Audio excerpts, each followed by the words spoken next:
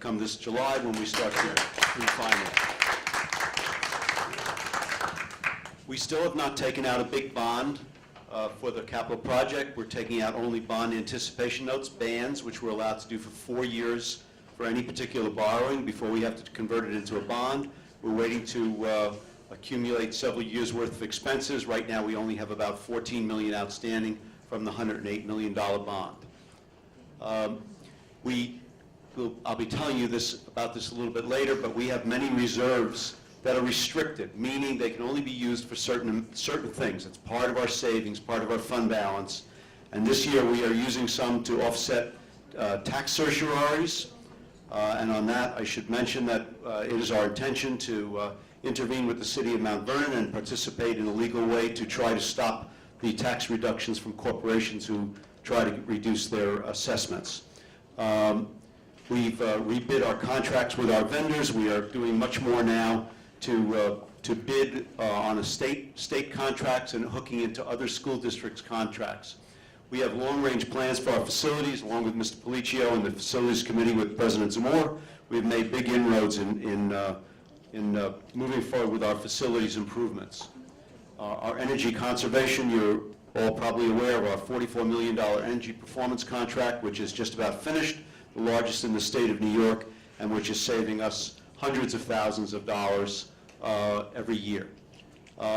We have almost completed our negotiations with almost all of our bargaining units. We expect that to happen shortly.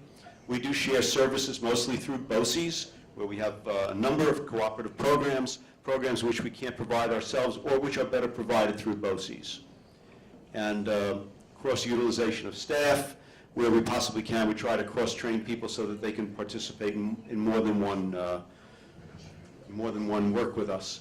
And as you know, one of the things that I've tried to implement with coming into the district is to make sure that there was some connection between what we were spending and committing our resources to and how it was directly related to the board goals, board and superintendent goals. So this process that I call OEE, or Orchestrating Effective Effort, gives us an opportunity to do that, and it was the justification for how we made reductions at the superintendent's level and what those items were. So I just shared this with you for your own education in terms of some things that were eliminated from the budget before we even recommended it to the budget committee. We made reductions in some of our staffing and looking at ways we could better utilize some of our staff, and principals and department leaders asked for things that in our estimation did not directly correlate to board goals, so they were eliminated. We made some reductions in athletic equipment, some BOCES special education services, and this was a big ticket item because we are looking to make certain that we are offering more and more programs and services in district so that we don't have to outsource them for our special education population. We've also made a reduction in private school tuition. Those students that would generally be sent out of district, as you know, which could cost upwards of $75,000 per student.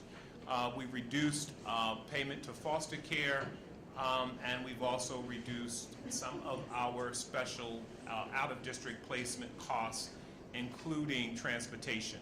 We've made a reduction in our budgeted funded capital projects. It was a very ambitious effort to try to do as much as we could, and we have to develop a better pattern and a more sustainable pattern for some of our capital projects, so we made some reductions there. Truck replacement, we've been trying to get that in for a few years, and we've had to take that out again. We are seeing tremendous reduction in our legal services. As you know, when I came into the district, we were spending $995,000 a year in legal expenses. That is continuing to be reduced, and we have, through the efforts of the business office, made some significant reductions in the energy costs. So what is in this budget? So here are some things that are in this budget that directly correlate to the academic goals. So working backwards, here are some of the key components of our budget that are included and aligned into our goals. This is not an inclusive of all things in our budget, but it is directly linked to the school goals. So the first one is academics, and so what is in this budget to help meet those goals? There will be a new literacy adoption that has been vetted through the Education Committee over the last 2 years. Had a lot of stakeholders and teachers, administrators, so we're ready to implement that. We're in year 2 of our Envisions Mathematics program, so we're expanding that so we're to further grades. Also, this is year 2 of our history adoption from grades 7 to 12. We are looking at additional adoptions at the high school level in global and U.S. histories. There is an ongoing curriculum writing process and revision process that it is budgeted for.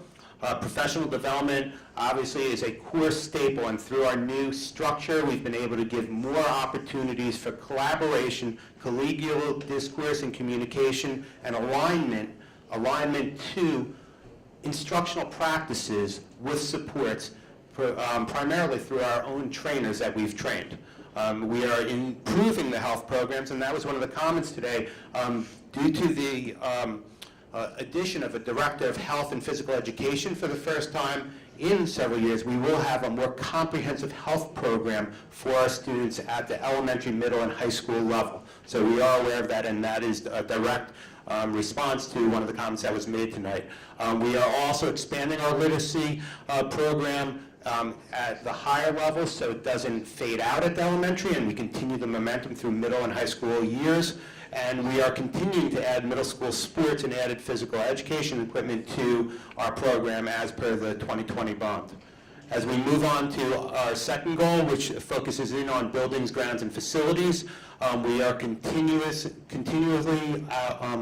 furthering our abatement efforts in schools. We are continually looking to get that pool restored in its entirety. As you know, we've done a lot of work on electrical and plumbing upgrades, and we'll continue that work, along with roof repairs, landscaping and beautification, improved interior signage, district-wide bulletin boards. You've heard the board president and the board talk about improving the facilities to match the educational program that we're bringing to the district. Improving our security systems, paving and contracts, district-wide projects, new and improved equipments for the facilities department, and again, I thought it was that important that I put it in twice, that we're going to continue those abatement efforts. In our rebranding committee, confidence, what is in this budget to meet those goals? As I mentioned, there are sports improvements at the middle level, and this year it's been a huge success on providing a shuttle for kids to get to practices from crosstown, and that's going to continue, and that was gone for a while, and we're really proud to keep that process in our budget. Our general building repairs are ongoing daily. I have pictures that the cabinet takes and sends to Mr. Silver and Mr. Policio, and so we are always aggressively repairing our buildings that have been neglected for years. Consulting services for safety partnerships, we are working with a consultant firm in trying to provide a safer environment in our schools, and that is an ongoing process that will come with professional development, with other resources on how to improve those learning environments for all of our kids. Beautification at the three of our elementary schools, interscholastic sports equipment, increased community engagement affairs and events, and increased parent workshops. And it also includes staffing for parent liaisons as part of this budget proposal. As we continue, I've been asked to co-author a white paper on technology integration with some of the chief academic officers throughout the United States. That's actually happening in a couple of weeks.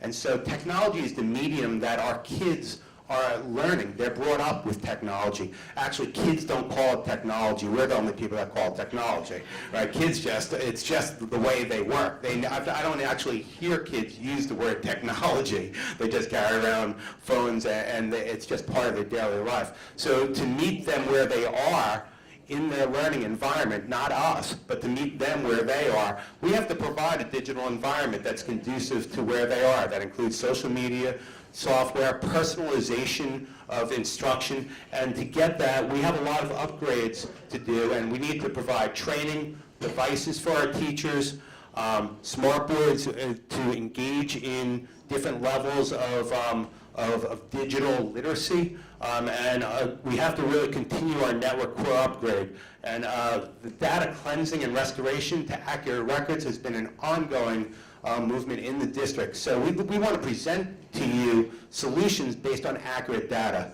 And what happened is that we didn't have accurate data. So there's been major reform to get the most accurate data. So if we have a student and a family listed in one system, it talks to the other system, and it tells you where the person lives accurately, and so you don't receive 20 phone calls or no phone calls for that matter. So that data restoration process is really throughout the district and obviously requires budgeted funds.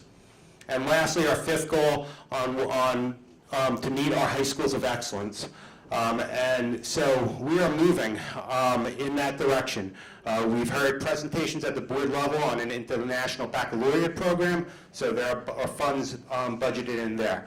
Tomorrow, I leave with a group of administrators to North Carolina to see a STEM district, and we're working with Discovery Education that will be helping as a partner in helping design STEM and STEAM education in Mount Vernon in our new academy. And so